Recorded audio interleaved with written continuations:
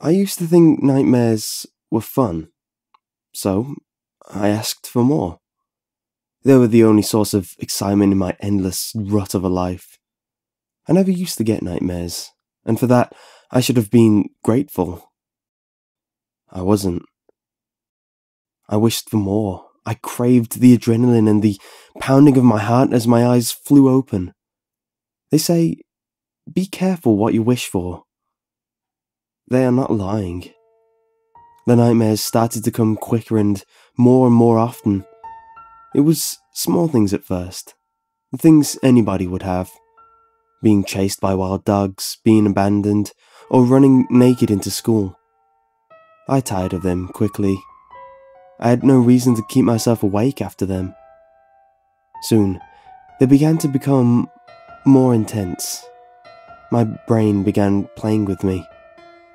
I'd be held down by the throat, unable to breathe, unable to scream, my chest heaving but no air entering my lungs. I'd been torn at, my skin coming away like butter. I'd been tied down as those I trusted sliced into me. I began to dream of hell.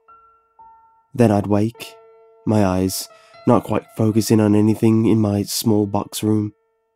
The purples of my cushions would merge with the cream of my wall, and the giant teddy bear that sat in the corner would blur. But I could breathe. There was no pressure on my throat. I would take in deep lungfuls of air, as if I hadn't breathed for hours.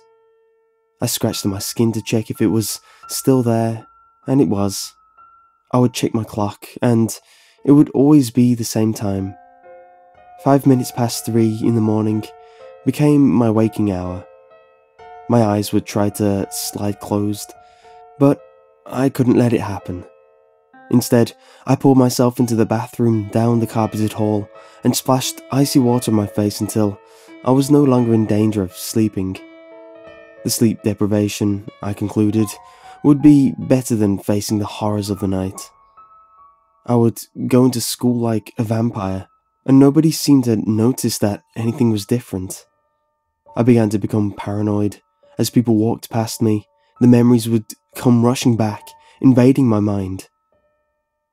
She was the one who made the first incision 2 nights ago. He was the one who had his hand over my neck last week.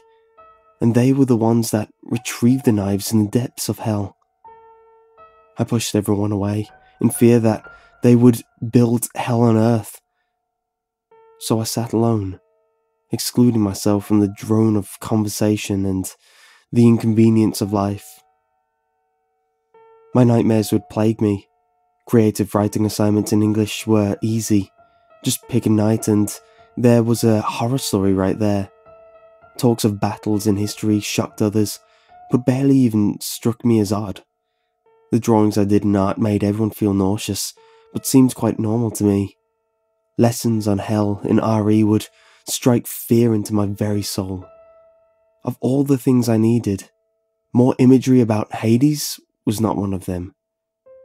Those lessons began to creep into my dreams too.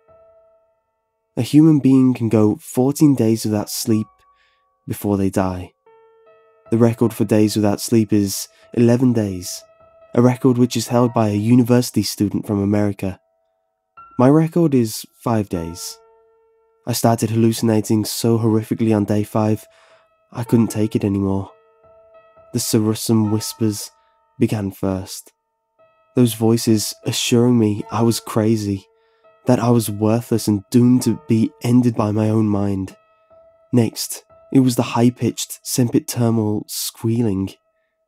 It sounded like nails running down a chalkboard, or a knife scraping against a plate, only twice as high and 5 times as loud.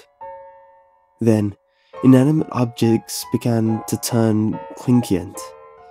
The spots of brightness emitting from plants and pictures blinded me. I knew that these were merely chimerical, but can a schizophrenic stop having hallucinations? Neither can someone suffering from extreme sleep deprivation. I decided to suck it up and face the monsters every night. I've been sleeping well. When I say well, I mean I've been getting 6 hours of sleep a night. That's why I know I'm not hallucinating when I see dark figures in my bedroom at night. When I hear the creaking of my door open, I know it's real. When the piercing screams of tortured souls invade my eardrums, it's actually happening. When I hear the hissed threats that they're coming for me, sadly, I know that's real too. They say, be careful what you wished for. I wished for hell. I got it. It's 5 minutes past 3 in the morning. I can hear them.